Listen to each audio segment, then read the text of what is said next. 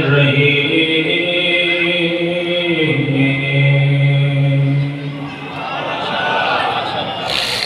الحمد لله رب العالمين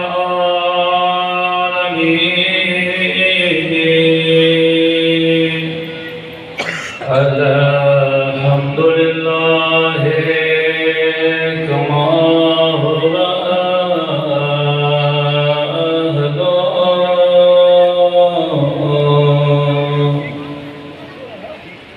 الصلاة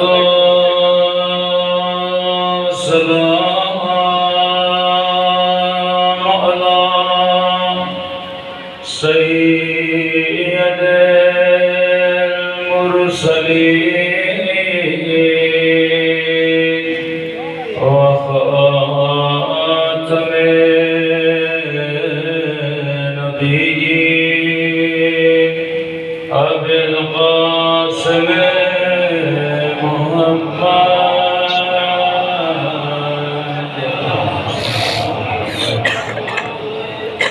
وعلى آله الطيبين الطاهرين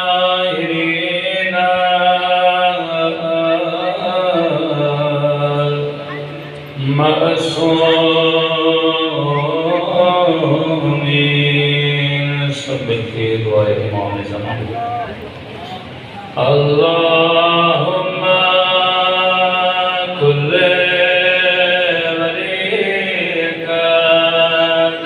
حجت بن الحسن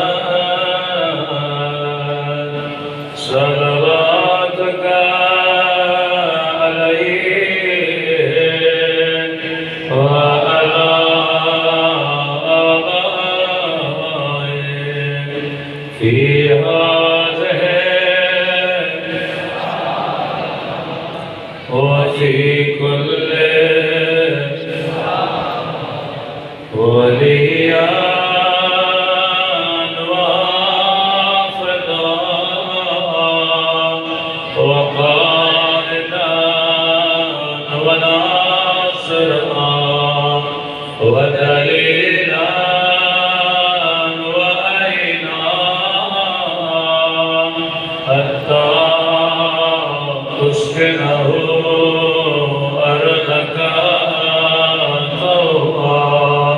وتمتعه فيها طويلا برحمتك يا أرحم الراحمين.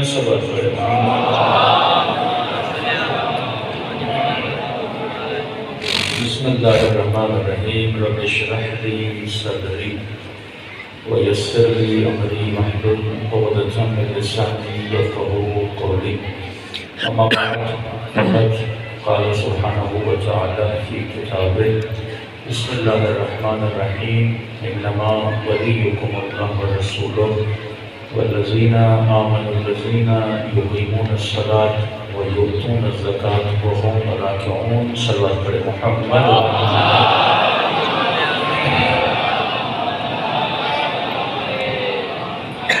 دعا ہے پروردگار عالم ہم سب کی عزاداریوں کو عبادتوں کو اپنی بارگاہ میں قبول فرمائیں اور جس مقصد حیات اور زندگی کی وجہ سے ان مجالس میں جمع ہوتے ہیں مقاصد میں بھی ہم سب کو کامیابی نصیب فرما دیں.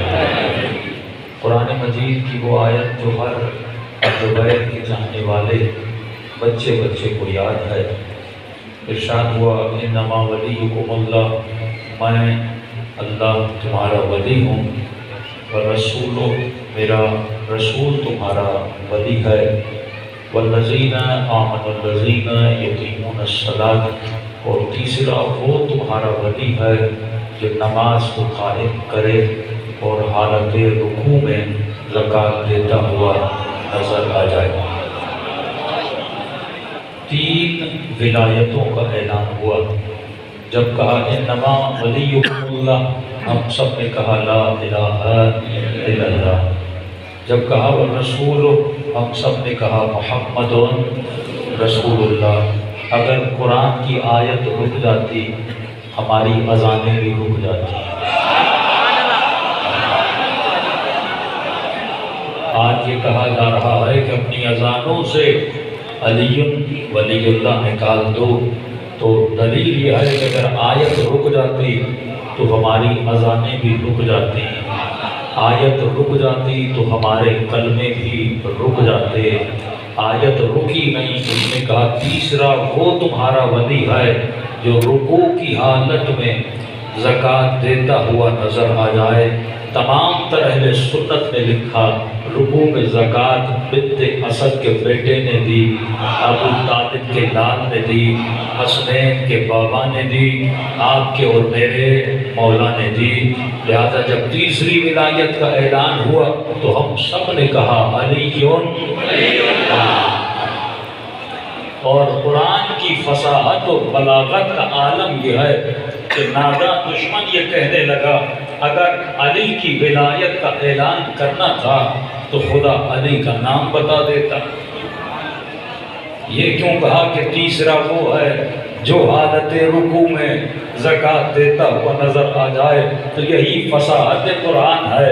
قرآن نے نام نہیں بتایا، قرآن نے ایڈریس بتایا۔ ذرا غور سے سنیے گا، علمی جملہ ہے۔ قرآن نے نام نہیں بتایا، قرآن نے ایڈریس بتایا، قرآن نے صفت بتایا، کیونکہ نام رکھنا آسان ہے پر صفت پیدا کرنا مشکل ہے۔ نام تو کسی کا بھی شعر ہو لیکن شعر بننا اور ہے، شعر کا نام رکھ لینا اور ہے۔ بچے کا نام غلام حسین رکھنا اور ہے پر اسے حسین کا غلام بنانا اور ہے۔ تو نام رکھنے میں کیا ہے؟ ہاں اگر تصور کیا جائے کہ خدا نام بتا دیتا کہ پہلا میں ولی ہوں، دوسرا ربی ولی ہے، تیسرا علی ہے، علی کے بعد حسن ہے، حسن کے بعد حسین ہے، حسین کے بعد پھر علی ہے، پھر محمد ہے، پھر جعفر ہے۔ اگر خدا نام بتا دیتا تو ایک مسئلہ کریٹ ہو جاتا۔ وہ مسئلہ کیا ہے کہ مثال دے کے سمجھانا چاہتا ہوں۔ اگر میں آپ کو 5 لاکھ دوں گا نہیں، مثال دے رہا ہوں، اگر میں کسی کو 5 لاکھ دوں کچھ شریف میں اور کہوں کہ یہ 5 لاکھ ملتان میں جا کر ایک بندے کو دینا ہے جس کا نام مثلا علی ہے، آپ نے کہا ٹھیک ہے مولانا، آپ نے مجھ سے 5 لاکھ دیے، آپ پہنچے ملتان میں اور آپ نے کہا بھائی میں 5 لاکھ لایا ہوں، مولانا نے دیے ہیں اور کہا ہے اسے دینا جس کا نام علی ہے۔ تو ملتان میں تو 50 علی ہوں گے، 100 علی ہوں گے، اسے کیسے پتا چلے کہ کس علی کو دینا ہے؟ تو خدا اگر نام بتا دیتا، 12 کے نام بتا دیتا تو ابو سفیان اپنے بچوں کے نام وہی رکھتا جو خدا نے بتائے تھے۔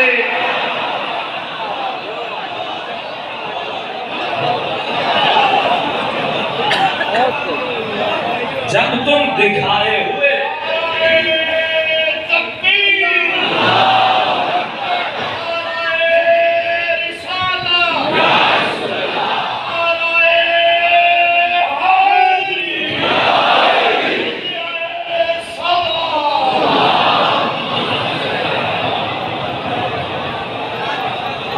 تو جب تجھے دکھایا ہوا علی سمجھ میں نہیں آتا تو بتایا ہوا علی کہاں سمجھ میں آتا؟ تو پھر مفتیوں میں یہ بحث چھڑتی کہ خدا نے کہا مثلا 5واں محمد ہے، 6واں جعفر ہے، 7واں موسیٰ ہے، 8واں علی ہے، 9واں محمد ہے، 10واں علی ہے، 11واں حسن ہے، 12واں محمد ہے۔ تو وہ کیا کرتے؟ ابو سفیان اپنے بچوں کے نام یہی رکھتا۔ تو اب اس بحث میں پڑ جاتے کہ جو محمد نے بتایا تھا وہ یہ تھا، اب یہ کیسے ہم ثابت کرتے؟ لہذا اللہ نے کہا کہ نام رکھنا آسان ہے، میں نام نہیں بتاؤں گا، میں صفت بتاؤں گا۔ جب آئے تطہیر میں اہل بیت کا ذکر کیا، وہاں پہ یہ نہیں کہا کہ پنجتن ہے، فرمایا اہل بیت ہیں، اور وہ اہل بیت ہیں جو ہر طرح کے رجس سے دور ہیں۔ تو گھبرانا نہیں، کل کوئی خود کو اہل بیت میں ڈال دے، تو صفت کو دیکھنا، اگر نجاست سے دور ہے تو پنجتن میں ہے۔ تو صفت نام سے زیادہ مضبوط ہوتی ہے. صفت کو پیدا کرنا بڑا مشکل ہوتا ہے، نام رکھنا بڑا آسان ہوتا ہے. کوئی خود کو شیعہ کہے، کوئی خود کو سنی کہے، کوئی خود کو مومن کہے، کوئی خود کو ایمان والا کہے، تو نام رکھنے میں کیا ہے؟ شیعہ بننا مشکل ہے، حقیقت میں سنی بننا مشکل ہے، مصطفیٰ کی سنت پہ چلنا مشکل ہے. تو نام رکھنے سے کچھ نہیں ہوتا. اللہ نے کیا بتا دی؟ صفت بتا دی کہ وہ ہے جو حالت رکوع میں زکات دیتا ہوا نظر آ جائے. اور عجیب فصاحت قرآن، اتنی ایکوریٹ ایڈریس خدا نے بتائی، اتنی دقیق ایڈریس بتائی. اگر یہ کہہ دیتا کہ تیسرا وہ ہے جو زکات دے، زکات تو سارے مسلمان دیتے تھے. اگر یہ کہہ دیتا تیسرا وہ ہے جو نماز قائم کرے، تو کئی ایسے صحابہ تھے جو نماز کو قائم کرتے تھے، لیکن یہ نہیں کہا کہ زکات دے، یہ نہیں کہا کہ نماز کو قائم کرے. کہ تیسرا وہ ہے جو رکوع کی حالت میں زکات دے. کیونکہ آج تک کسی کے وہم و گمان میں بھی نہیں تھا کہ رکوع میں بھی زکات دی جاتی ہے. نہ آج تک کوئی مسلمان دیتا ہے، نہ اس زمانے میں کسی نے زکات دی تھی. یعنی خدا کہاں پہنچانا چاہتا ہے؟ تجھے علی ابن ابی طالب کے دروازے پہ پہنچانا چاہتا ہے. اور جیسا کلام خدا کا، ویسا کلام محمد کا، ویسا کلام اس کے رسول کا کہ 39 دن خیبر میں گزر گئے، جنگ فتح نہیں ہو رہی.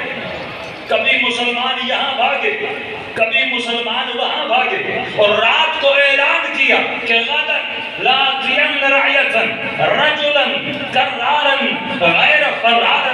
یا رسول اللہ، اتنی لمبی بات کرنے کی کیا ضرورت ہے؟ آپ کہہ دیتے کل میں علم دوں گا علی کو. علی کا نام بتاتے تھے، لیکن نبی نے نام نہیں بتایا. کہ اگر نام بتاؤں گا کہیں گے رشتہ داری میں بول دیا ہے، نام بتاؤں گا کہیں گے داماد ہے بول دیا ہے، نام بتاؤں گا کہیں گے شاگرد ہے بول دیا ہے. جگہ جگہ علی کے بلاوے پہ بول رہے ہیں، لیکن نبی نے نام نہیں بتایا. وہاں پر بھی صفت بتائی کہ کل علم اسے دوں گا جو کرار ہوگا، جو مرد ہوگا، جو غیر فرار ہوگا. اب سارے سوچنے لگے کہ یہ صفت ہے تو کس میں ہے، کیونکہ سارے تو بھاگ چکے تھے. تو اعتراض بھی نہیں بنتا تھا علی پر، کیونکہ یہ واحد مرد تھا، کرار تھا، غیر فرار تھا. تو نام سے زیادہ صفت مضبوط ہوتی ہے. تو اللہ نے قرآن میں صفات بتائی ہے. اللہ وہ مسلمان جو یہ کہے کہ حسبنا کتاب اللہ، ہمارے لیے کتاب کافی ہے، 2 لمحوں کے لیے کتاب کو ہی کافی سمجھے. مثلا بحث کی جاتی ہے کہ لعنت کس پہ کی جائے.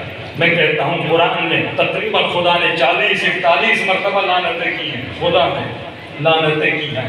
اور اللہ جب لعنت کرتا ہے وہاں پر بھی نام نہیں بتاتا. یہ قرآن کا مزاج ہے. جب اللہ لعنت بھی کرتا ہے نام نہیں بتاتا، صفت بتاتا ہے. لعنت اللہ علی القوم الظالمین، اللہ کی لعنت ہو ظالموں پر. اب یہ تیری عقل پہ چھوڑ دیا، جس نے ظلم کیا اس پر لعنت ہے.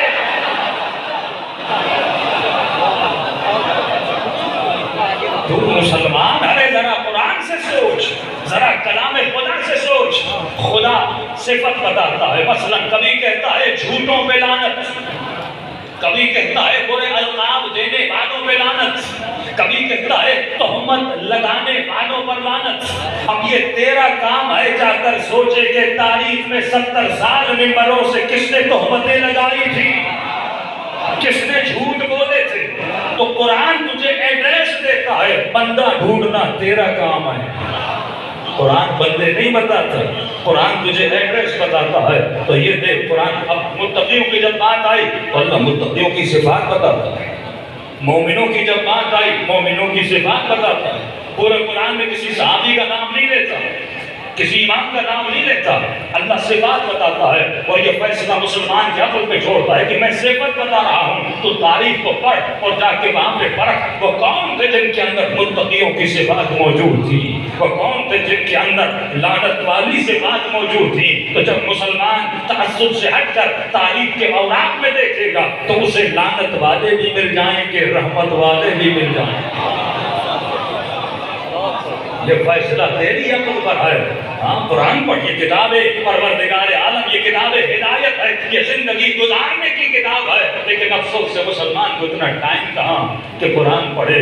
اسے ٹی وی دیکھنے کا ٹائم تو ہے، اسے ہیٹ اسپیچ سننے کا ٹائم تو ہے، وہ مولوی جو کفر کے فتوے دیں ان کی کلپس کو شیئر کرنے کا ٹائم تو ہے. لیکن اتنی فرصت نہیں ہوتی اللہ کے کلام کی ایک آیت کو شیئر کر دے، اپنے نبی کی ایک حدیث کو شیئر کر دے کہ بعثت لأتمم مکارم الاخلاق، میں اس لیے مبعوث ہوا کہ امت کو اخلاق کی بلندیوں پر لے جاؤں. لیکن افسوس سے آج امت کہاں کھڑی ہے؟ یہ امت کا اخلاق ہے. گالیاں دینا امت کا اخلاق ہے، ایک دوسرے کو کافر کہنا یہ امت کا اخلاق ہے. مصطفیٰ تو اخوت کا پیغام دے کر گئے تھے. ہاں اصحاب میں سیغہ اخوت پڑھوایا تھا.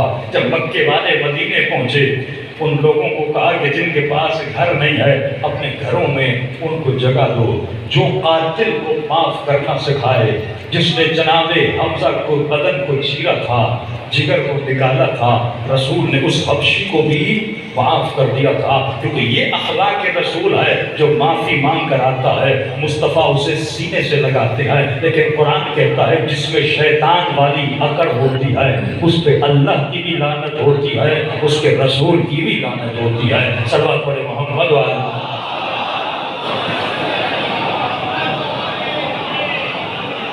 تو ہر چیز آئینے قرآن میں دیکھو، یہی تو فصاحت و بلاغت قرآن ہے. قرآن کبھی متقیوں کی بات کرتا ہے. دوسرا صفحہ قرآن کا سورہ بقرہ کا الذین یؤمنون بالغیب ویقیمون الصلاۃ ویؤتون الزکاۃ. یہ ساری صفات کس کی ہیں؟ صاحبان ایمان کی صفات ہیں، جو زکوٰۃ دیتے ہیں، جو نماز کو قائم کرتے ہیں، جو غیب پر، کس پر؟ غیب پر ایمان رکھتے ہیں. آج یہ صفت اگر کسی میں ہے تو امام زمانہ پر ایمان رکھنے والوں پر ہے. ہم پردے غیب والے کو مانتے ہیں. یہ ساری صفات قرآن نے بتائی ہیں. مشرکوں کی صفات، وہ مسلمان جو صرف اسلام لائے تھے ان کی صفات. سورہ منافقین کو پڑھ، لیکن ایشو یہی ہے کہ ہم نے اپنا ایمان یا مفتیوں کے حوالے کر دیا، ہم نے اپنا ایمان لوگوں کے حوالے کر دیا. اگر 10 منٹ مسلمان سوچتا، غور کرتا، فکر کرتا، کبھی بھی کوئی اسے گمراہ نہیں کر سکتا. صلوات پڑھے محمد والے.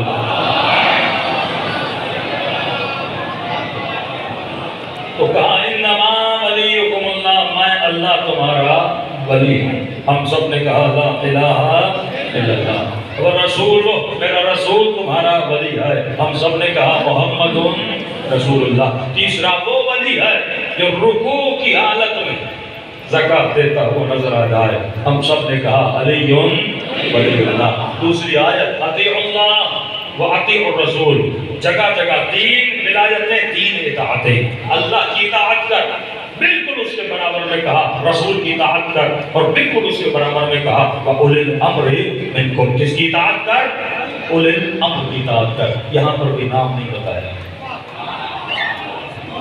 جو اولِ الامر ہو، جس میں جو صاحب امر ہو، اس کی اطاعت کر. مطلب کتنا حساس ہے کہ میری اطاعت، میرے رسول کی اطاعت، اولِ الامر کی اطاعت. یعنی جیسی میری اطاعت ویسی میرے رسول کی اطاعت، اور ویسی اولِ الامر کی اطاعت. زیادہ آپ کو بحثوں میں جانے کی ضرورت نہیں. ہر شیعہ جوان محب اہل بیت اس ایک آیت کو یاد کریں. جہاں بھی بس میں، ٹرین میں، جہاز میں کوئی مفتی ٹکرائے، اور نہیں، ایک آیت یاد کر لو. جہاں بھی مفتی ٹکرائے کہنا اس آیت کا مفہوم مجھے بتاؤ. اللہ کی اطاعت کرو واجب، رسول کی اطاعت کرو واجب، سیر امر ہے. اور کس کی اطاعت کرو؟ اولِ الامر. مفتی سے کہیے کہ قبلہ یہ آیت سمجھ میں نہیں آ رہی. پہلے کا تو پتا ہے، دوسرے کا تو پتا ہے، یہ تیسرا کون ہے؟ ایک آیت یاد کر دیجئے، لاجواب ہو جائیں گے. صرف ایک آیت، بڑے سے بڑے ان کے مفسر سے جا کے پوچھئے. یعنی مد مقابل ہے، مذاق نہیں ہے. جیسی اللہ کی اطاعت ویسی رسول کی اطاعت. ایک واو کے بعد دوسرا واو اللہ ملاتا جا رہا ہے. اللہ کی اطاعت، رسول کی اطاعت، اور رسول کے بعد کس کی اطاعت؟ اولِ الامر کی اطاعت. کہیے تو میرا مطلب کوئی ایک اور ایسا ہے جس کی اطاعت مصطفیٰ کی اطاعت کے برابر ہے؟ بتاؤ تو صحیح ہے تیسرا کون ہے؟ تو سنیں گے مسلمانوں نے کیا لکھا؟ صرف تعصب میں آ کر علی کو نہ ماننے کی وجہ سے انہوں نے لکھا کہ اولی الامر سے مراد وقت کا حاکم ہے، جس کے پاس امر ہے، مطلب جس کے پاس حکومت ہے۔ تیسری اطاعت ہے حاکم کی اطاعت، اور جب یہ بولے نا تو جواب میں تجھے دیتا ہوں۔ مطلب اس وقت پاکستان میں ہم سب کا اولی الامر خان صاحب ہے۔ یہ جتنے مفتی مولوی مدرسوں میں بیٹھے ہیں سب کا اولی الامر عمران خان صاحب ہے۔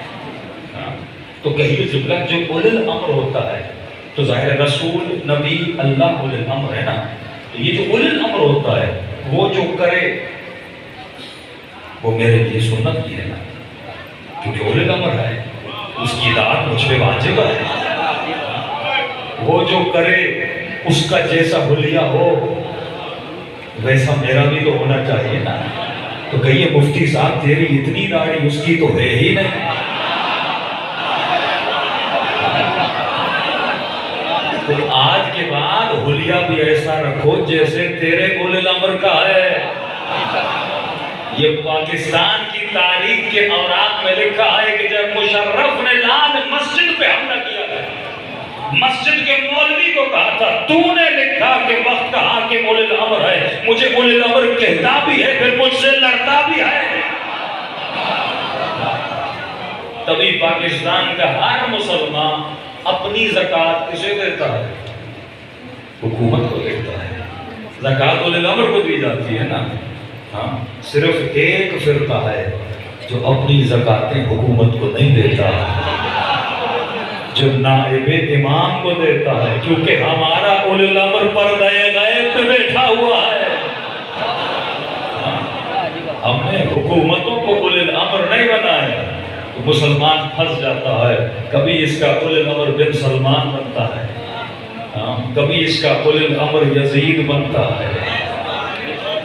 یہ ان کے اولی الامر ہیں، اور یہ تاریخ کے اوراق ہے۔ جب یہ ممبر پہ جاتے یعنی غلط تفسیر کرنے کی وجہ سے مسلمانوں کی نسلیں تباہ ہو گئی۔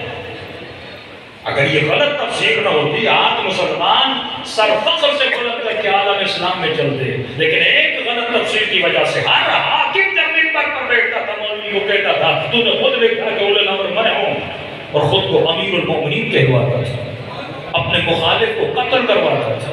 اصحاب رسول قتل ہوئے خالد کے ہاتھوں، نبی کے بڑے بڑے صحابی قتل ہوئے کیونکہ وہ زکوٰۃ نہیں دیتے تھے خلفاء کو، اور جب زکوٰۃ نہیں دیتے تھے یہ کہتے تھے ہم اولی الامر ہیں، اور جو اولی الامر کی اطاعت نہ کرے گویا اس نے رسول کی اطاعت نہیں کی، اور جس نے رسول کی اطاعت نہیں کی اس نے اللہ کی اطاعت نہیں کی، اور جس نے اللہ کی اطاعت نہیں کی وہ اسلام کے دائرے سے خارج ہے، لہذا اس کا قتل ہمارے اوپر جائز ہے۔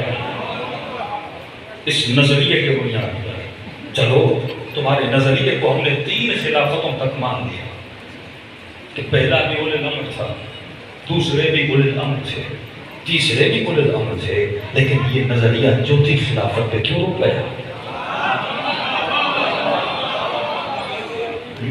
یہ نظریہ جب علی خلیفہ بنے تو مولا بھی تو اولی الامر ہے نا، تمہاری تفسیر کے مطابق، ہماری تفسیر کے مطابق علی کو خلافت ملے نہ ملے علی اولی الامر ہے۔ وہ حکومتوں کے محتاج نہیں ہیں، ان کو الہی ولایت عطا کی گئی ہے، لیکن تمہارے نظریے کے مطابق جب علی کو خلافت ملی تو اولی الامر ہے، اور اولی الامر سے جو لڑے گویا وہ رسول سے لڑا، گویا وہ نبی سے لڑا۔ اولی الامر کو 70 سال ممبروں سے جو گالیاں دے گویا اس نے رسول کو کہا، گویا اس نے اللہ کو کہا، تو جو دوسرے پچھلے اولی الامر کے لیے حکم تھا وہی حکم بھی علی بن ابی طالب کے لیے ہونا چاہیے۔ لیکن یہاں پہ منافقت کی جاتی ہے کہ نہیں، قاتل بھی رضی اللہ ہے، مقتول بھی رضی اللہ ہے۔ تو مسلمان اپنی کی ہوئی تفسیر میں خود پھنس جاتا ہے۔ شکر خدا کرو کہ خدا نے تجھے آل رسول جیسے مفسر عطا کیے۔ شکر، یعنی اگر انسان دن میں اخلاقاً اس پر واجب ہے کہ دن میں 2 رکعت نماز شکرانہ صرف اس لیے پڑھے کہ اللہ نے مجھے عالموں کے در پہ بھیجا، جاہلوں کے در پہ نہیں بھیجا۔ حقیقی مفسر قرآن آل رسول انی تارکم فیکم الثقلین کتاب اللہ وعطرتی اہل بیتی، 2 چیزیں چھوڑ کے جا رہا ہوں، ایک میری کتاب ہے، ایک میرے ربی، ایک میری عطرت ہے۔ تو قرآن میں کوئی چیز سمجھ نہ آئے تو عطرت کے دروازے پہ چلے جانا۔ سمپل باتیں ہیں، لیکن ان کے لیے جو صاحبان عقل ہیں، قرآن کہتا ہے کچھ لوگ ایسے ہیں اولئک بقر فی آذانہم، گویا ان کے کانوں میں کنکر ڈالے گئے ہیں، سنتے ہیں لیکن انسنی کر دیتے ہیں، گویا یہ بہرے ہیں، گویا یہ اندھے ہیں، گویا یہ گونگے ہیں، سب کچھ ہے لیکن گویا انہوں نے کچھ سنا ہی نہیں ہے۔ تو ایسے لوگوں کا ٹھکانہ جہنم ہے، لیکن جنہوں نے اللہ کی دی ہوئی عقل سے ہدایت لی، ایسے لوگوں کے لیے جنت کا راستہ فراہم ہے۔ صلی اللہ علیہ محمد۔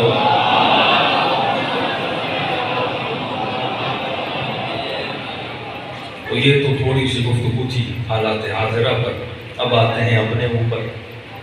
دوسروں کو تو ہم بہت بولتے ہیں، تھوڑا اپنے اوپر بھی بولا جائے۔ تو آپ نے کیا 3 ولایتوں کا اقرار، انما ولیکم اللہ، اللہ میرا ولی ہے، رسول میرا ولی ہے، اور علی میرا ولی ہے۔ کہیں غلط فہمی نہ ہو جائے اس گروپ کو جو شیعوں کو آپس میں لڑاتے ہیں۔ اقرار ولایت اور ہے، اور ولایت کا کہاں کہاں اظہار کرنا ہے یہ اور سبجیکٹ ہے، اس کو میں چھوڑ رہا ہوں۔ تو 3 ولایتوں کا آپ نے کیا کیا؟ اقرار کیا، لا الہ الا اللہ محمد رسول اللہ علی ولی اللہ۔ اس اقرار کو کہتے ہیں نظریہ۔ آپ کا کیا بنا؟ نظریہ بنا کہ اللہ ولی ہے، نبی ولی ہے، علی ولی ہے۔ اس کو کہتے ہیں ولایت نظری۔ کون سی ولایت؟ نظری ولایت۔ آج جتنے پاکستانی مسلمان ہیں سب کہتے ہیں لا الہ الا اللہ۔ یہ ولایت نظری خدا کو مانتے ہیں کہ اللہ ایک ہے، پھر سارے مسلمان کہتے ہیں محمد رسول اللہ۔ یہ ولایت نظری رسول کو مانتے ہیں جب کہتے ہیں محمد رسول اللہ۔ ایک ہے ولایت عملی، ایک ہے ولایت نظری، ایک ہے ولایت عملی۔ 2 مجلسوں میں اتنی گنجائش نہیں ہوتی کہ پوری کوشش کروں گا آپ کو سمجھاؤں۔ ایک بنی ولایت نظری، ایک بنی ولایت عملی۔ صرف نظری ولایت کے ماننے سے کوئی سلمان نہیں بنتا، صرف نظری ولایت کے ماننے سے کوئی مومن نہیں بنتا۔ ابو سفیان نے بھی کلمہ پڑھا لا الہ الا اللہ محمد رسول اللہ۔ قرآن نے کہا کہ ابھی مسلم بنا ہے، مومن نہیں بنا۔ آیت قرآن ہے ابھی تک ایمان ان کے دلوں میں داخل نہیں ہوا۔ مطلب پہلی منزل ہے نظریے کا اقرار کرنا، دوسری منزل ہے ولایت عملی کو اپنے وجود پر نافذ کرنا۔ آسان سی مثال دو، پاکستان کا مطلب کیا؟ یہ ہے نظریہ، یہ کیا ہے؟ نظریہ۔ اب میں کہوں عمل میں مجھے نظریہ دکھاؤ کہ کہاں کہاں ہے لا الہ الا اللہ۔ کیا پاکستان کی ٹی وی میں لا الہ الا اللہ نظر آتا ہے؟ اس کی ایجوکیشن سسٹم میں لا الہ الا اللہ نظر آتا ہے؟ اس کے ایکٹر اور ایکٹریسز میں لا الہ الا اللہ نظر آتا ہے؟ اس کے پولیس آفیسر میں لا الہ الا اللہ نظر آتا ہے؟ جہاں لا الہ الا اللہ ہو وہاں کرپشن نہیں ہوتی، جہاں لا الہ الا اللہ ہو وہاں رشوت نہیں ہوتی، جہاں لا الہ الا اللہ ہو وہاں بدکرداریاں نہیں ہوتی، جہاں لا الہ الا اللہ ہو وہاں فحشا نہیں ہوتا۔ لیکن جب اس ملک کے چپے چپے میں فحشا نظر آئے، ہاں یہاں کا مولوی بھی گناہوں میں نظر آئے، یہاں کا سیاستدان بھی گناہوں میں نظر آئے، یہاں کا ایکٹر بھی گناہوں میں نظر آئے، اس کا مطلب یہ ہم نے صرف کہا ہے، مطلب لا الہ الا اللہ ہے نہیں۔ نظریہ بنانا بڑا آسان ہے، لیکن اس نظریے کو عمل کا جامع پہنانا بڑا مشکل ہے۔ صرف نظریے رکھنے سے قولوا لا الہ الا اللہ تفلحوا، کہو لا الہ الا اللہ کامیاب ہو جاؤ گے۔ آج سارے مسلمان کہہ رہے لا الہ الا اللہ پہ کامیاب کیوں نہیں ہو رہے؟ پوری دنیا میں ذلیل کیوں ہیں؟ وجہ کہ انہوں نے کہا ہے لا الہ الا الا اللہ کو عمل کا جامہ نہیں پہنایا. اگر یہ عمل کا جامہ پہناتے وہ چاہے شیعہ ہو سنی ہو وہ بلندیوں کو چھونے کی صلاحیت رکھ سکتا تھا. ارے جب سلمان علی کے ساتھ رہ کر سلمان بن سکتا ہے، جب مالک علی کے ساتھ رہ کے مالک اشتر بن سکتا ہے، شمر بھی تو صفین علی کے ساتھ تھا، کیوں نہیں بنا؟ 17 حج کیے ہیں اس ملعون نے پیدل، نماز شب پڑھنے والا تھا، ماتوں پہ سجدوں کے نشان تھے، یزید کے لشکر کا امام جماعت تھا. شب عاشور غسل شہادت کیا ہے کہ کل حسین کو قتل کروں گا، شہید ہو جاؤں گا. تو یہ ایسا کیوں نہیں بنا؟ کیونکہ اس نے لا الہ الا اللہ محمد رسول اللہ کہا تھا، لیکن اس کو اپنے وجود میں اتارا نہیں تھا. تو صرف ولایت نظری سے کچھ نہیں ہوتا. بندہ جب تک ولایت عملی میں نہ چلا جائے. اپنوں کی مثال دوں میں غیروں کی طرف کیوں جاؤں؟ شیعت کے 2 نظریے ہیں. بربلا کہا جاتا ہے، ذاکرین ماشاءاللہ اس پہ بڑا زور دیتے ہیں، ہمارے ملک لوگ تو اور زیادہ زور دیتے ہیں. کہتے شیعت میں 2 عقیدے ہیں، ایک کا نام تولا ہے، دوسرا کا نام تبرہ ہے. تولا کا مطلب پوچھو عوام سے، یہ نظریہ ہے. تولا تبرہ. اچھا بھائی تولا کا مطلب کیا ہے؟ کہ تولا کا مطلب ہے کہ اہل بیت کے قصیدے پڑھو، مجالس کرواؤ، ان کی راہ میں نذرانہ کرو، یہ تولا ہے، مطلب اظہار محبت. اچھا تبرہ کا مطلب کیا ہے؟ کہ جی بھر کے لانا چاہیے، یہ ہے تبرہ. اور کوئی مجتہد کہتے کہ فلاں کے مقدسات کو گالیاں نہ دو، کہتے ہیں یہ تو ہمارا عقیدہ ہے. تولا اور تبرہ آپ کیسے ہمیں منع کر سکتے ہیں؟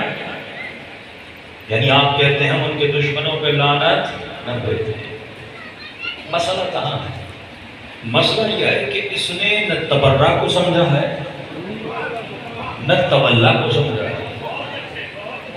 اب کئی لوگ تھے نا رسول کے ساتھ رہتے تھے. مثال کے طور پر آسان مثال دے کے آپ کو سمجھانا. مثلا میں آپ کے مجلس پڑھنے آیا، ہر بندہ ملنے آتا ہے. کوئی مولانا سے سوال کا جواب دے کر جاتا ہے، کوئی مولانا کو کہے گا مولانا کوئی تبرکن گفٹ دیجیے، کوئی آئے گا علم لے کر جائے گا، کوئی آئے گا 4 باتیں کر کے جائے گا، کوئی آئے گا صرف دیکھ کر جائے گا. تو یہ جو مولانا ہے یہ مختلف لوگوں کو مختلف چیزیں دے رہا ہے.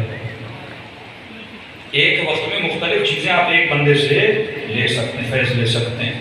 اور آسان کر کے سمجھاؤں، آپ سے پوچھا جائے کہ گھر کیا ہوتا ہے، کوئی بندہ کہے مولانا گھر دیوار کو گھر کہتے ہیں، کوئی کہے در کو گھر کہتے ہیں، کوئی کہے کھڑکی کو گھر کہتے ہیں. میں کہوں گا نہیں، دیوار کو گھر نہیں کہتے. جب یہ ساری چیزیں ملتی ہیں تو گھر بنتا ہے. نہ خالی دیوار گھر ہے، نہ خالی کھڑکی گھر ہے، نہ خالی چھت گھر ہے. جب یہ سارے پارٹس آپس میں ملتے ہیں تو کیا بنتا ہے؟ گھر بنتا ہے. اسی طرح جو لعنت ہے وہ پورا تبرہ نہیں ہے، وہ تبرہ کا جز ہے،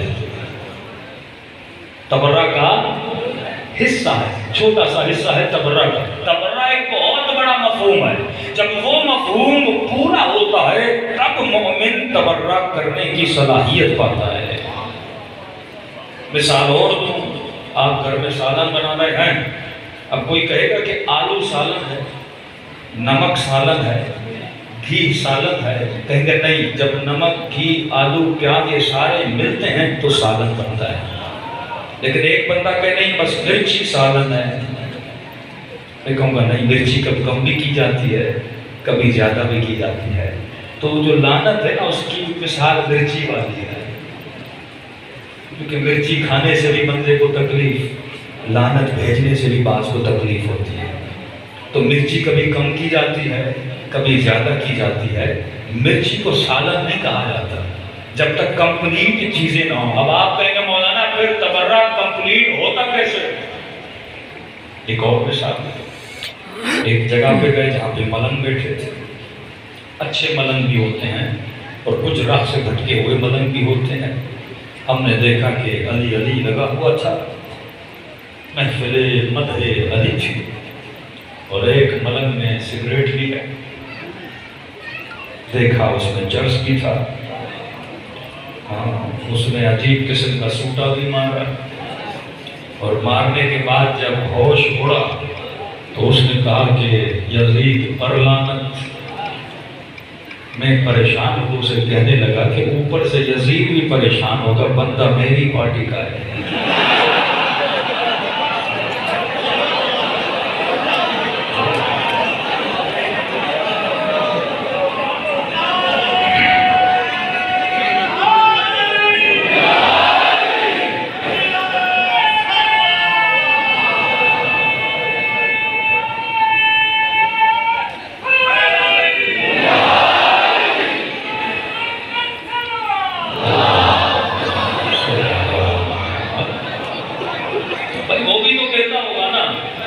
کہ مجھ پہ لعنت ایسا بھیجے تو مجھ جیسا نہ ہو۔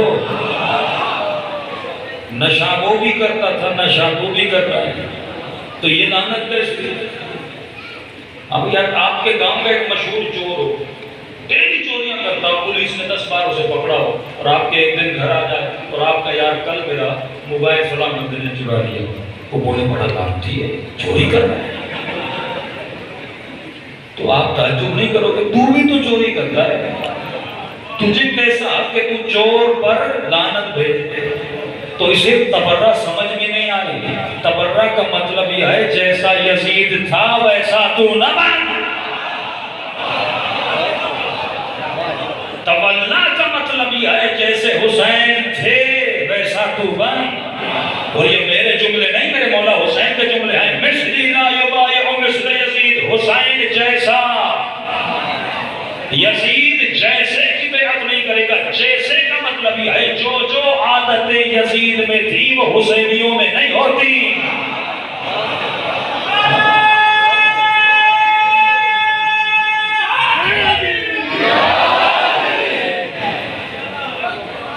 ہاں یہ بات صحیح ہے، تو یزید کو مانتا نہیں ہے، دشمن علی کو مانتا نہیں ہے، تیرے دل میں ان کا بغض ہے، لیکن یہ بات بھی صحیح ہے تیرے اندر ان کی عادتیں ہیں۔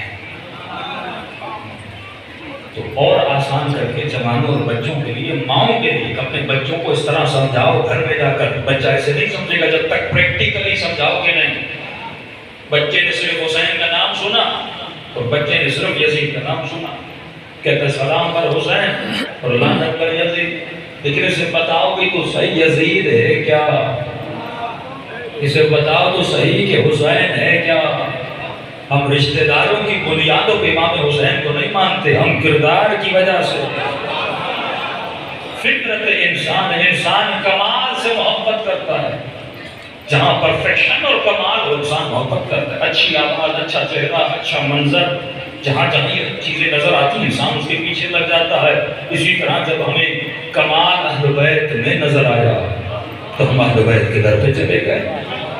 ان کے دشمنوں میں کمال نہیں سوال نظر آیا، ہم کیسے ان کے دروازے پر جائیں؟ تو آسان مثال دے کے سمجھا رہا ہوں، تولا اور تبرہ۔ 3 کاغذ رکھیے گھر میں بچوں کو سمجھانے کے لیے، دیوار پر 3 کاغذ لگائیے۔ پریکٹیکلی جب تک ولایت عملی نہیں سمجھاؤ گے کہ بچہ نہیں سمجھے گا۔ ایک کاغذ کے اوپر لکھو تولا، دوسرے کاغذ کے اوپر لکھو تبرہ، بیچ میں کاغذ لگاؤ اس پہ لکھو اپنا نام، ٹھیک؟ ایک کاغذ تولا، ایک کاغذ تبرہ، بیچ میں جو کاغذ ہو اس پہ لکھو اپنا نام۔ اب تبرہ کیا ہے؟ جو جو یزید میں یا اس کے آبا میں عادتیں تھیں وہ لکھنا شروع کر، یا قرآن سے نکالنا، قارون میں، فرعون میں، نمرود میں، شداد میں، یزید میں، شمر میں، ابن سعد میں، ابن ملجم میں، جتنے بھی ہیں خدا نے، یزیدیت کا مطلب صرف یزید نہیں ہے، یزیدیت کا مطلب جتنے بھی یزید جیسے تھے ان سب سے مجھے کیا کرنی ہے؟ تبرہ کرنی ہے۔ اب لکھ کے یزید کیا تھا؟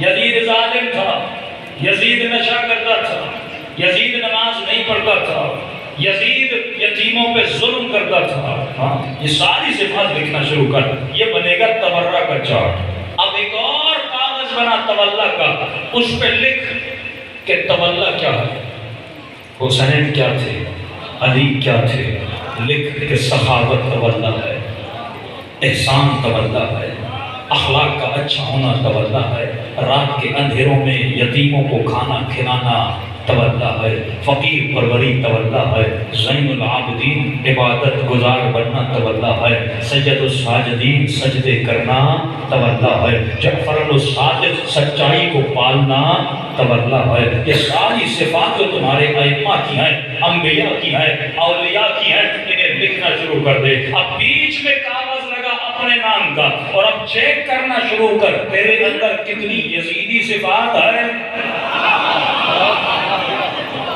اور تیرے اندر کتنی حسینی صفات ہے۔ اگر یہاں والی صفات زیادہ ہے تو تجھ میں تولا زیادہ ہے، اگر یہاں والی صفات ہیں تو تجھ میں تبرہ نہیں ہے۔ فرمایا صبغۃ اللہ ومن احسن من اللہ صبغۃ، کون ہے جو خود کو رنگ خدا میں رنگ دے۔ مجلس میں کیوں آتے ہو؟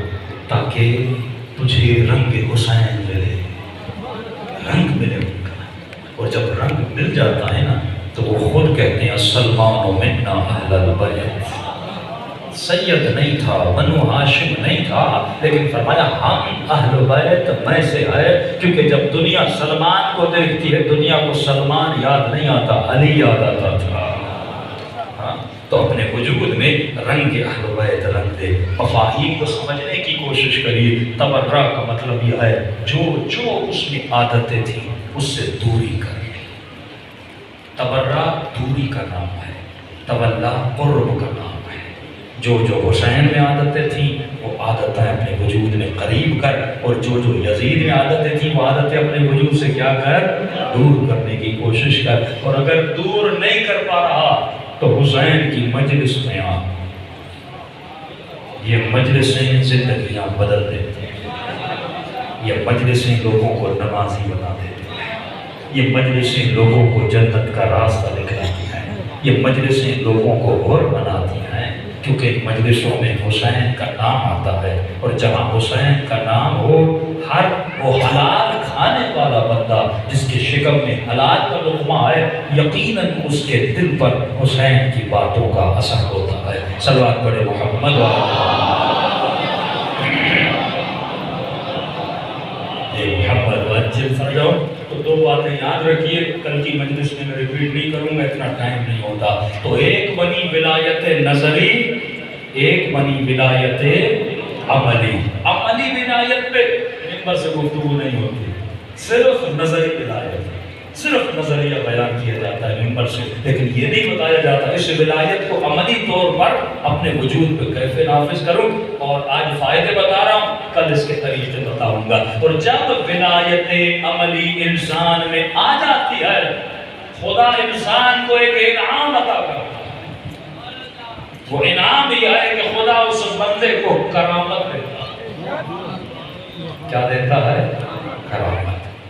مولا کا صحابی معروف کرخی اصحاب آئے، معروف امام رضا سے ملنا ہے کہ مولا آرام میں ہیں، کہ ہمیں جلدی ہے، کہ ملنا کیوں چاہتے ہو؟ کہ معروف دریا و سمندر کا سفر ہے، تلاطم بہت ہے، کہیں کشتی ڈوب نہ جائے، امام سے تعویذ لینے آئے۔ معروف نے کہا مولا تو سو رہا ہے، میں تجھے کچھ لکھ کر دیتا ہوں۔ لکھ کر دیا، تعویذ اپنے ساتھ رکھا، کئی کشتیاں ڈوب گئیں، لیکن ان کی کشتی اس تلاطم اور بھنور میں نہ ڈوبی نہ پھنسی، منزل مقصود تک پہنچی۔ انہوں نے پہنچنے کے بعد کہا دیکھے تو صحیح معروف نے لکھا کیا ہے۔ جب کاغذ کو کھولا تو لکھا تھا، اے دریا تجھے قسم ہے معروف کے سر کی، ان کی کشتی کو نہ ڈبونا۔ پریشانی کے عالم میں پھر امام سے ملنے آئے، کہنے لگے مولا ہم آئے تھے، آپ سو رہے تھے، اور معروف نے ہمیں تعویذ دیا اور عجیب جملے تعویذ میں لکھے، کہ دریا تجھے قسم ہے معروف کے سر کی۔ مولا معروف یہ لکھتا کہ اے دریا تجھے قسم ہے رضا کی، اے دریا تجھے قسم ہے پنجتن کی، اے دریا قسم ہے علی کی۔ مولا یہ کیا لکھا ہے کہ اے دریا تجھے قسم ہے معروف کے سر کی؟ امام نے کہا یہ بتا کچھ ہوا تو نہیں نا؟ کہ نہیں مولا، سفر پر سلامتی گزر گیا۔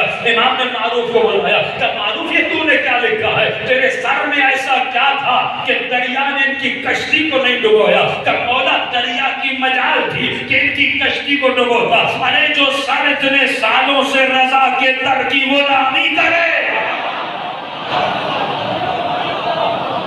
وہ سر بھی صاحب کرامت بن جاتا. جب ولایت عملی میں تھی طی العرش کی طاقت، ملائکۃ اللہ کے زیارت کی طاقت، عاشق ہے، طلب ہے، امام زمانہ کی زیارت ہو وہ بھی ہو جاتی ہے. لیکن جب ولایت عملی آ جائے، ہم نے ظلم کیا اپنے بچوں پر ان کو نہ بتا کر. اس بچے کو موبائل چلانا آتا ہے، گیم کھیلنا آتا ہے، ٹی وی چلانا آتی ہے، دنیا کے لاکھ ایکٹر ایکٹریسز کے نام اسے پتا ہے، مارکیٹ میں کون سے موبائل ہیں، کون سی گاڑیاں ہیں، سب پتا ہے. لیکن اسے یہ نہیں پتا ولایت عملی کیا ہوتی ہے. اسے یہ نہیں پتا کہ اگر میں سلمان بنوں وہ لذت جو اللہ ان بندوں کو دیتا ہے جو صاحبان کرامت ہوتے ہیں. سید علی حمدانی یہ کشمیر میں اتنے شیعہ کیسے بنے؟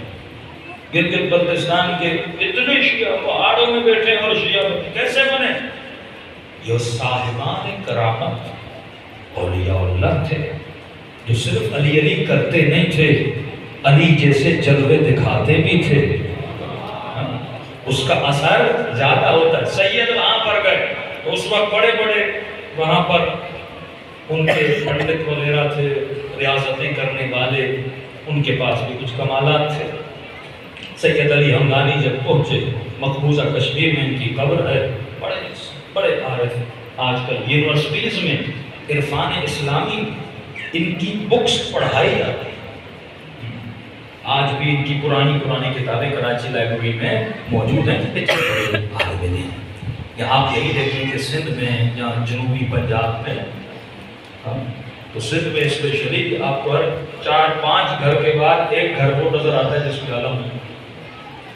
اور جا کے پوچھتے ہو شیعہ ہو، کہتے ہیں نہیں ہیں سنی لیکن محبت اہل بیت ہے. کس کی وجہ سے؟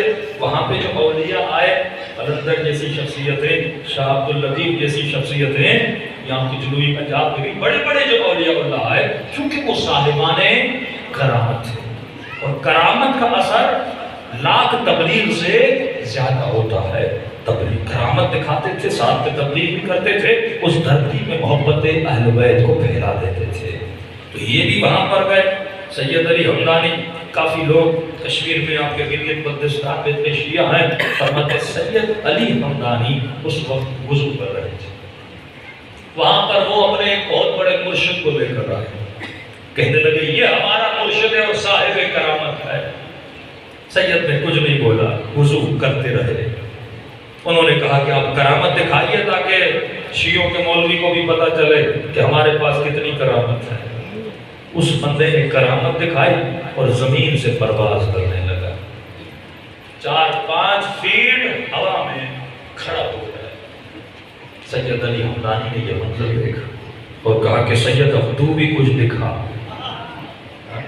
نارملی جیسے آیت اللہ کشمیری تھے، عراق میں کرامتیں نہیں دکھاتے تھے، لیکن جب جلال آتا تھا تو دکھا دیتے تھے. یہی آغائے کشمیری کے لیے مشہور تھا.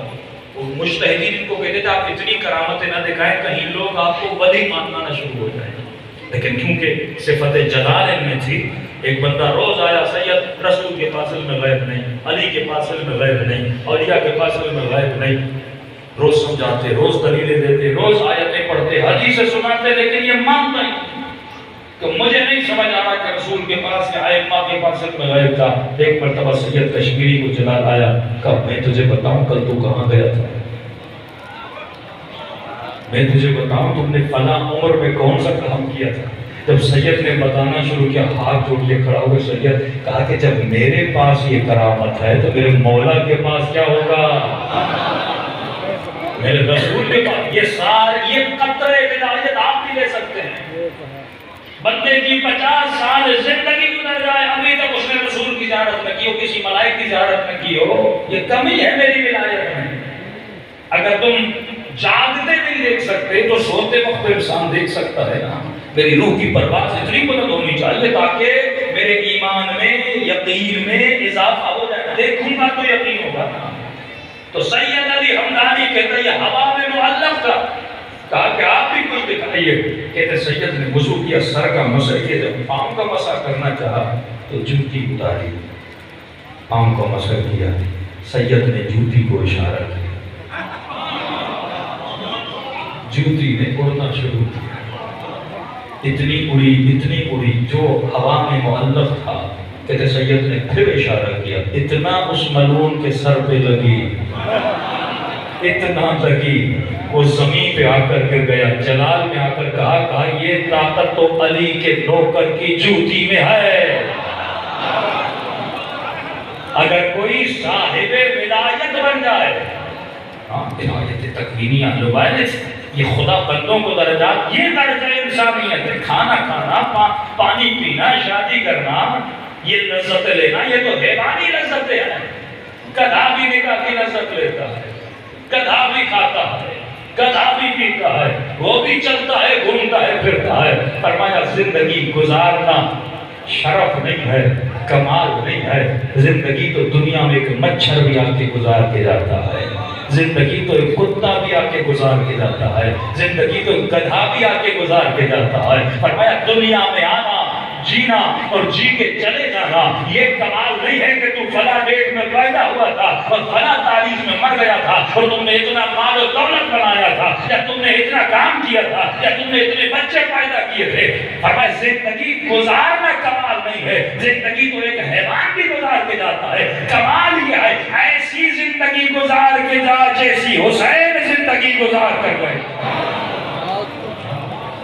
ایسی زندگی گزار کے جا جیسے علی زندگی گزار کے گئے تھے. یہ بھی کمال نہیں کون علی کے ساتھ رہا, کون نبی کے ساتھ رہا, یہ کون سا کمال ہوا؟ کمال یہ ہے نبی کے ساتھ رہے, نبی جیسا کردار بنائے.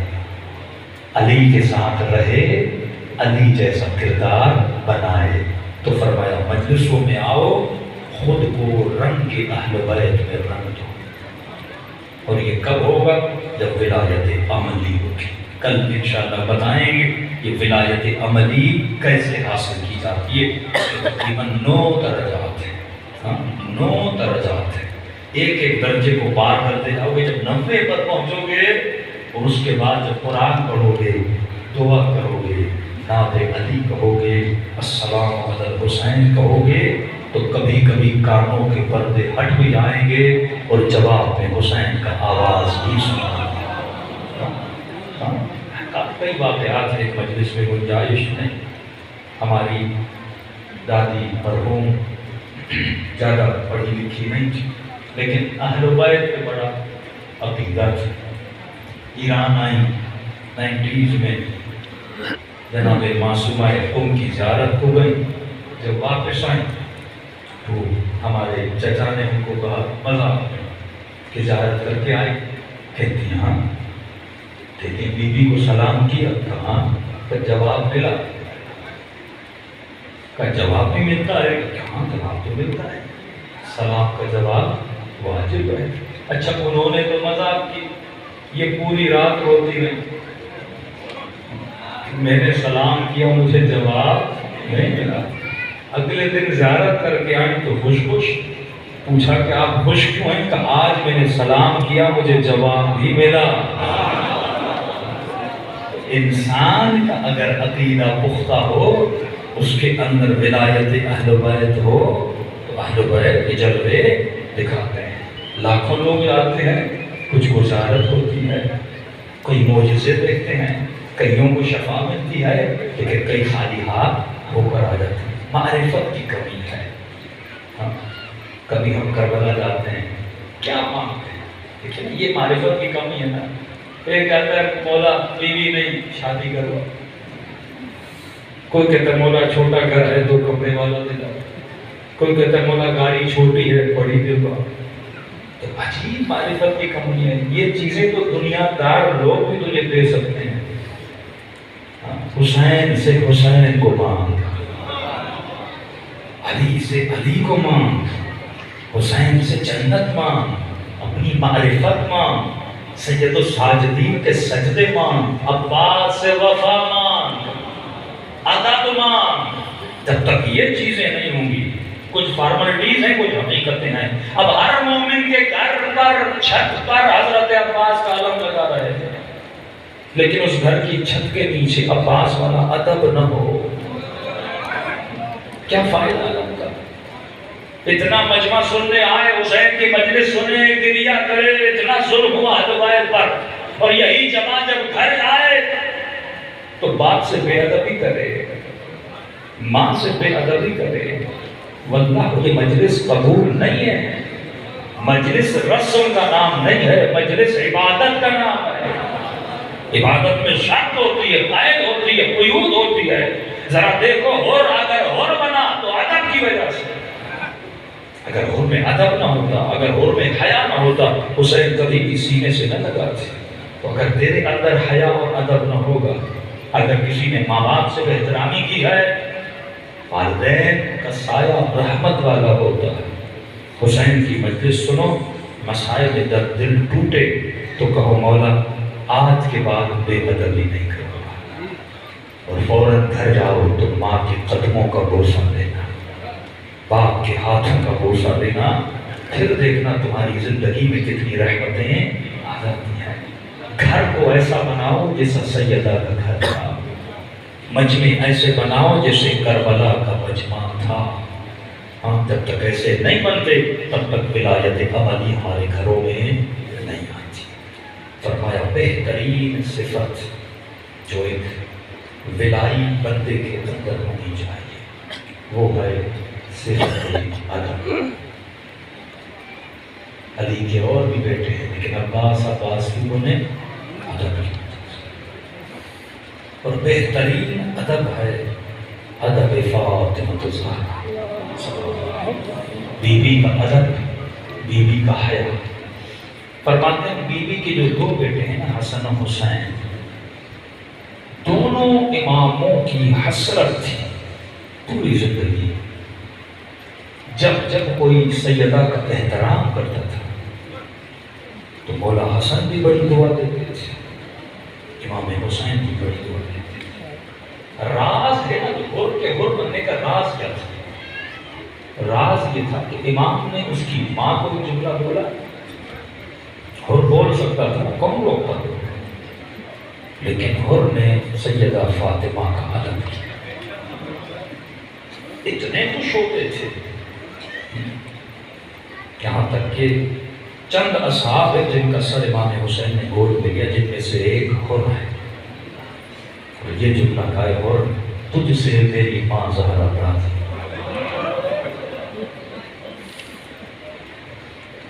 سید علی میر داماد، گناہ سے بچنے کے لیے سید نے اپنی 10 انگلیاں آگ میں ڈالی تھی۔ شہوت کا غلبہ ہوتا تھا، سامنے لالٹین تھا، انگلی ڈال دیتا تھا۔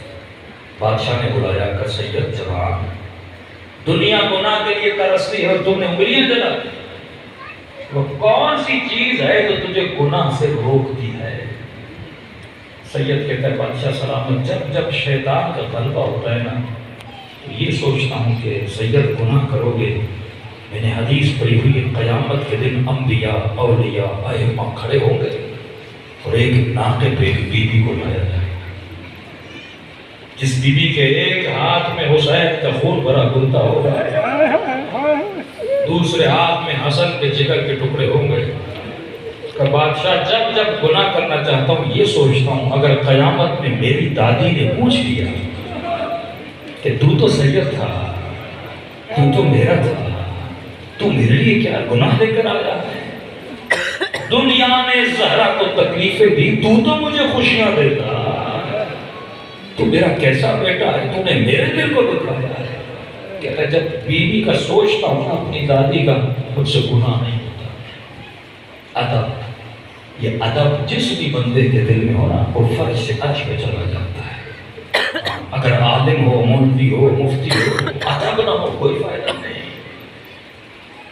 ظاہر کربلا کا امام حسین خواب کیا ہے، یعنی ہزاروں لوگ کربلا جا کے حسین کو سلام دے دیں گے، اور امام خواب کیا کرنا، اپنے گاؤں میں جانا ہے تو بوڑھا ہے جو عزاداریوں کی جوتیاں اٹھاتا ہے، اسے جا کر حسین کا سلام دینا۔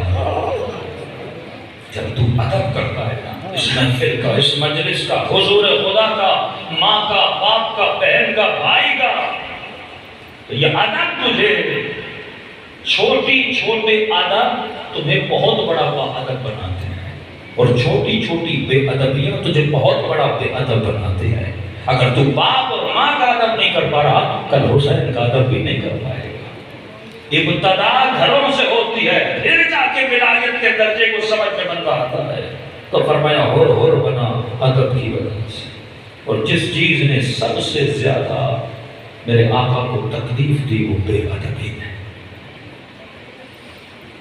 فرمایا مولا حسین کربلا کے میدان میں حملہ کرتے تھے، مقتل کے جملے ہیں، حملہ کرنے کے بعد پھر واپس آتے تھے، واپس آنے کے بعد ایک بلندی پہ کھڑے ہوتے تھے اور آواز دیتے تھے لا حول ولا قوت الا باللہ، پھر جا کے حملہ کرتے تھے، پھر آتے تھے بلندی پہ کھڑے ہوتے تھے، کہتے تھے لا حول ولا قوت الا باللہ۔ کہ مولا ایسا کیوں کرتے تھے؟ کہ کیونکہ خیموں میں بیویاں انتظار کرتی تھی، ہر بیوی پردہ اٹھا کے دیکھتی تھی حسین زندہ ہے یا نہیں، تو آوازیں دے کر بتاتے تھے ام کلثوم ابھی حسین زندہ ہے، سکینہ ابھی بابا زندہ ہے۔ کہتی 4 مرتبہ حسین جب آخری مرتبہ پلٹے تھک گئے، تھکنے کے بعد مولا نے چاہا تھوڑی دیر بیٹھ جاؤ، کہ جیسے بیٹھے دور سے کسی ظالم نے پتھر مارا۔ یہ میرے جملے نہیں، مقتل کے جملے ہیں۔ بڑے بڑے پتھر لیتے تھے، توڑتے تھے، توڑنے کے بعد جو نوکیلے پتھر ہوتے تھے وہ لیتے تھے اور مارتے تھے تاکہ زخم کو خون بہے، جلدی سے حسین گھوڑے سے نیچے آ جائے۔ فرمایا پہلا پتھر لگا میرے مولا کی پیشانی میں، مقتل کے جملے ہیں، خون جاری ہوا۔ اب ظاہر خون بہا تو آنکھوں میں جا رہا تھا، تو مولا حسین نے اپنی قمیض کے آستین سے خون کو صاف کیا، کہا جیسے ہاتھ اٹھایا تو ملعون نے نشانہ لیا اور حسین کے سینے پر پہلا تیر ہوا۔ مقتل کے جملے ہیں، خون فوارے کی طرح جاری ہوا۔ کہتے ہیں اتنے زور سے تیر لگا تھا کہ تیر آر پار ہوا تھا۔ حسین نے آگے سے نکالنا چاہا، نکلا نہیں، ہاتھ کو پیچھے کیا تاکہ تیر کو توڑے، جیسے توڑنا چاہا تو سائڈ سے کسی ظالم نے حسین کو گرز مارا۔ مولا فرماتے ہیں بلندی پہ آئے تھے تاکہ بیویوں کو بتائیں کہ حسین زندہ ہے۔ جب یہ منظر دیکھا نا کہ تیر لگا، نیزہ لگا، اب پریشان ہوئے کہیں بیٹی دیکھ نہ لے، کہیں بہن دیکھ نہ لے۔ زوجنا کو کہا جلدی کر مجھے نیچی جگہ پہ لے جا تاکہ میرا مرنا میری بیٹیاں نہ دیکھیں۔ لیکن جس جملے کی زحمت دی نا وہ یہ جملہ تھا، فرمایا جب خون بہا تو حسین نے اپنے ہاتھوں میں لیا، نہ آسمان کی طرف پھینکا نہ زمین کی طرف پھینکا، اس خون کو اپنے چہرے پہ پھر سے ملنا شروع کیا۔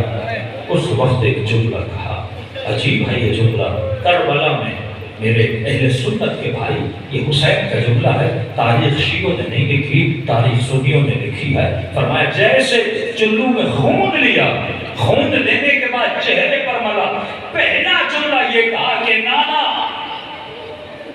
میں منگل کا دن نہیں بھولوں گا، نانا میں وہ منگل کا دن نہیں بھولوں گا۔ پوچھا مولا یہ کون سا دن تھا جسے حسین یاد کر رہے تھے؟ فرمایا یہ وہ دن تھا جس دن زہرا کو دربار میں کھڑا کیا۔ میرے آقا حسین کے جملے میرے نانا میں وہ منگل کا دن نہیں بھولوں گا جب دربار میں میری ماں کو کھڑا کیا گیا۔ اگر اس دن وہ بے حیائی نہ ہوتی آج حسین کو یہ دن نہ دیکھنا پڑتا۔ اس دن مسلمان چپ رہا، نبی کی بیٹی کھڑی رہی۔ فرمایا بے حیائی چھوٹی پھر بڑی بے حیائی ہو جاتی ہے۔ اگر اس دن وہ واقعہ نہ ہوتا، آل رسول کے ساتھ ظلم نہ ہوتا، آج کربلا میں مجھے تیر نہ کھانے پڑتے۔ تقریباً 17 خطبے دیے ہیں، کبھی قرآن لے کر جاتے تھے، سر پہ قرآن اٹھاتے تھے، اے امت محمد یہ بتا کیا میں نے حلال کو حرام کیا؟ کیا میں نے حرام کو حلال کیا؟ کیا تم میرے ماتھے پہ سجدے کے نشان نہیں دیکھ رہے؟ کیا تم میرے اکبر کے چہرے میں اپنے نبی کا چہرہ نہیں دیکھ رہے؟ فرمایا ایک بھی بندے پر حسین کی باتوں کا اثر نہیں ہوا۔ اس دن وہ بہترانی نہ ہوتی، آج حسین کو تیر نہ مارے جاتے۔ میرے چوتھے امام کی مظلومیت، خون روتے تھے، کیوں؟ ہاں بھائی سچ ہے، شہادت کا ورثہ ہے، لیکن کس باتوں پہ خون روئے؟ فرماتے ہمیں قیدی بنایا، لیکن ایسے بناتے جیسے مسلمانوں کو قیدی بناتے، ایسے نہیں بنایا۔ ہمیں ایسے قیدی بنا کر لے جایا گیا جیسے رومی کافروں کو قیدی بنایا گیا۔ فرمایا کہ میرے بابا کو شہید کر دیتے، پھر بھی میری بات سمجھ میں آتی، لیکن فرمایا جاہلیت میں عرب ایک قتل کرتے تھے جس کو قرآن نے سختی سے منع کیا، نبی نے آ کر اس قتل کو حرام قرار دیا، وہ تھا قتل الصبر۔ کھڈا کھودتے تھے، اوپر سے کچھ لکڑیاں رکھتے تھے، اور جب حیوان گزرتا تھا تو کھڈے میں گر جاتے تھے۔ فرمایا یہ پھر کیا کرتے تھے؟ اس کو پتھر مارتے تھے، اتنے پتھر مارتے تھے اس کا خون جاری ہوتا تھا، پھر صبر کرتے تھے جب تک وہ مرتا نہیں تب تک مارتے رہتے تھے۔ فرمایا میرے بابا کو ایسے مارا گیا۔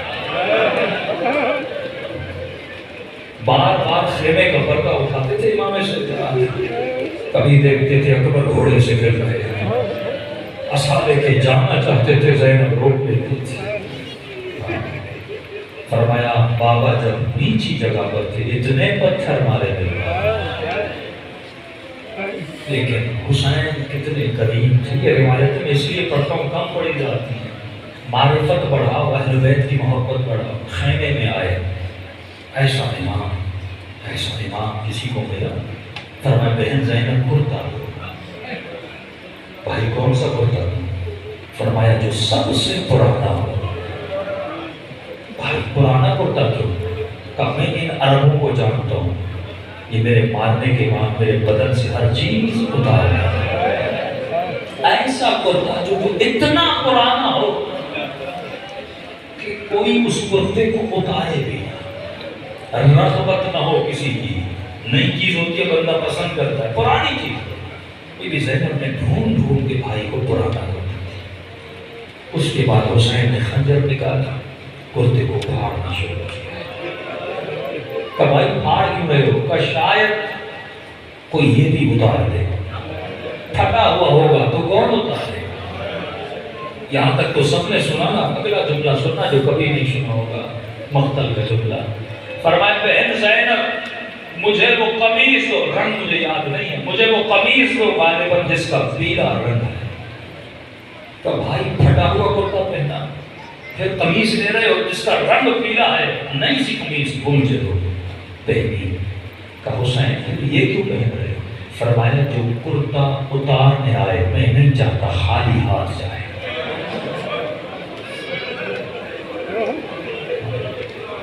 ایسا کریم امام جو لوٹنے آ رہا ہے، کہ میں نہیں چاہتا خالی ہاتھ جائے۔ لیبیا اس پہ نہیں ہوئی تھی کہ ہمیں لوٹا گیا، لیکن ملعون جب 4 سالہ سکینہ کی طرف بڑھا اور کانوں سے بالیاں اتارنا چاہا، حسین کی بیٹی تھی، بالیوں کی قیمت کیا تھی؟ کہنے لگی ظالم آگے نہ، میں خود اتار کے دیتی بولے۔ لیکن میرے امام فرماتے اتنی مہلت نہیں لی، بچی اتارے، کانوں میں ہاتھ ڈالا اور بالیاں ایسے اتاری کانوں سے خون جاری۔ یہ وہ مصیبتیں تھی، یہ وہ اسلام تھا جو بنو امیہ نے پیش کیا، اور وہ اسلام تھا جو حسین اور علی نے پیش کیا کہ قاتل کے لیے بھی بولا حسن سے پانی پلا دینا، 2 رکعت روزانہ نماز شکرانہ پڑھو کہ خدا نے حسین جیسا امام عطا کیا۔ دلوں کو کربلا لے کر چلیں اور سلام کریں اپنے آقا حسین کی مصروفیت۔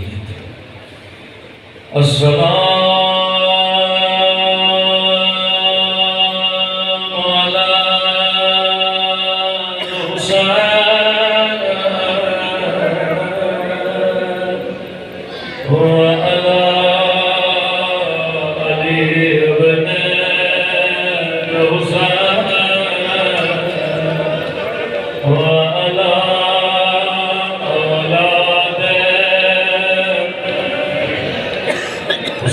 صدا بلند ہو وَعَلَىٰ أَصْحَابِهِ سب مل کے السلام علی حسین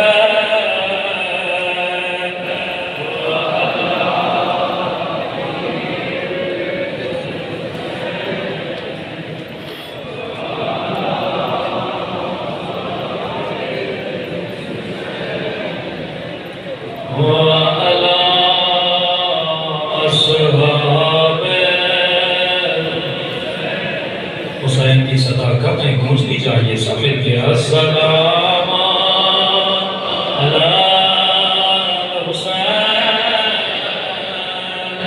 وعلی علی ابن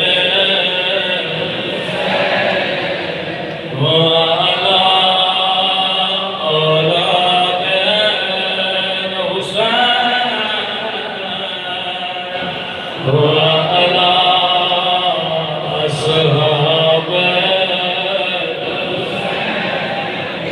میرا سلام ہو زینب کی لٹی ہوئی چادر پہ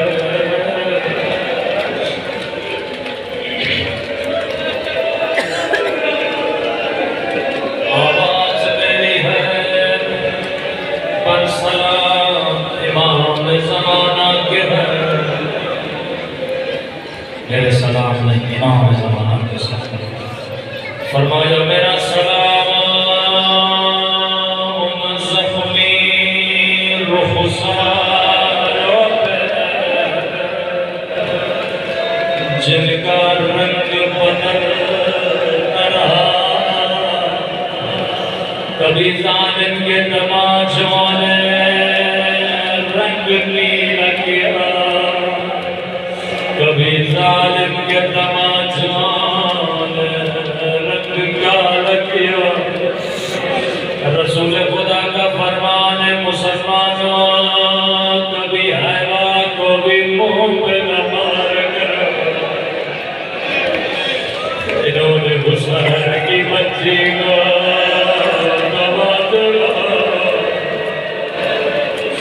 فرمایا میرا سلام ان ہونٹوں پہ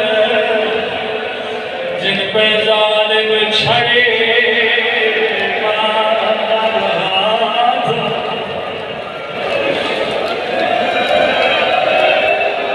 میرا سلام ان بندے ہوئے ہاتھوں پہ فرمایا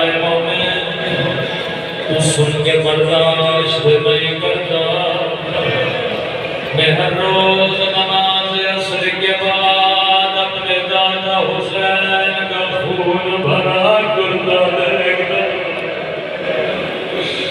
مجھے نہیں معلوم میرا امام زمانہ کہاں پہ رو رہا شاید کربلا میں حسین کے رونے پہ رو یا شاید شام میں زینب کے رونے پہ یا شاید آج کی رات جنت البقیع میں ٹوٹی ہوئی قبر